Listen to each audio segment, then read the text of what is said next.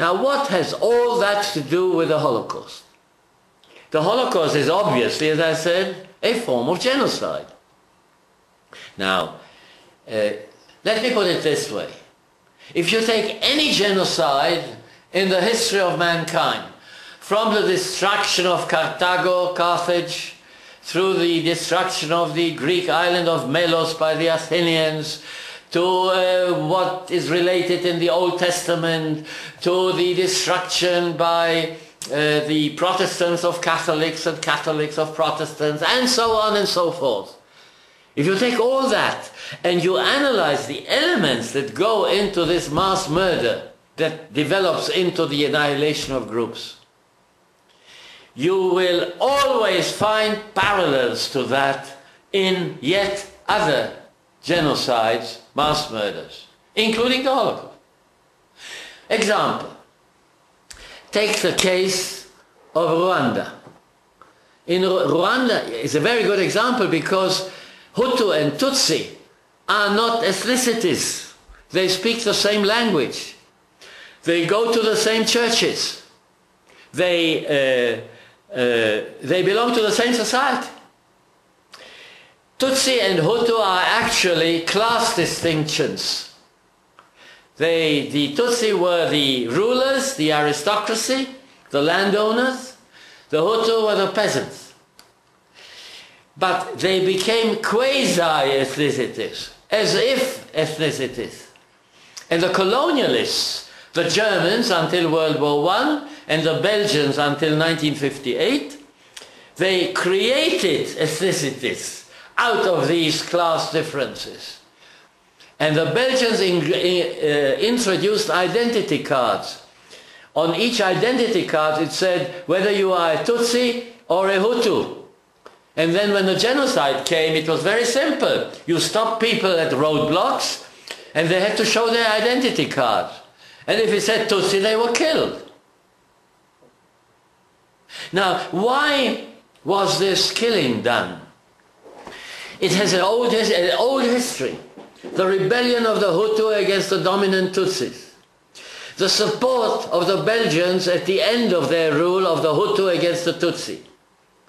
And the desire of the Hutu power group, which is the violently nationalistic, I would say clearly racist group within the Hutu, who got control over the Hutu society and who wanted to take away the property of the Tutsi and wanted to annihilate them already in the late 1950s, 1960s and 1970s.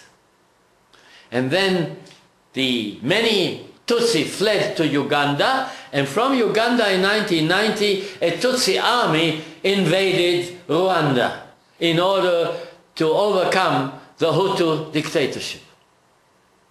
And the Hutu power group that held the dictatorship was fighting against a real enemy, a military group, the Rwandan People's Front, the army that invaded from Rwanda in 1990. And then on the other hand, they wanted to keep power. And on the third hand, so to speak, they wanted to take away the property of the Tutsi, the land, the cattle, because Rwanda is an agricultural society. So you had military threat, power, economy. You can take any other genocide, it'll be repeated there. Power, threat, economy, social classes. It's repeated over and over again, in different conditions, of course, with specifics relating to a specific genocidal situation. However, the Holocaust is a genocide that includes elements that you don't find anywhere else. Now, first of all, what are the parallels between the Holocaust and other genocides?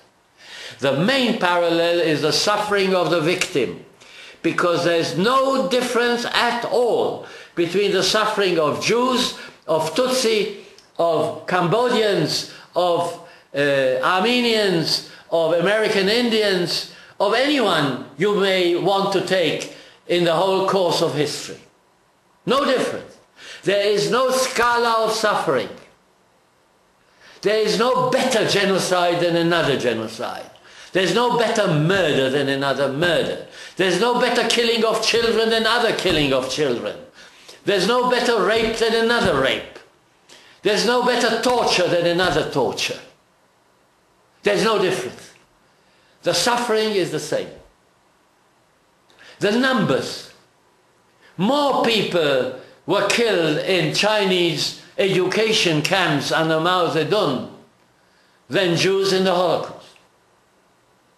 More people died in the Gulag in the Soviet Union than Jews in the Holocaust. The proportion of Jews who died in the Holocaust compared to the whole Jewish people is about 1/3. But over 40% of Armenians died, over 50% of Tutsi died, and so on. So it's not that. It's not the numbers, it's not the proportion. It's something else. What is it?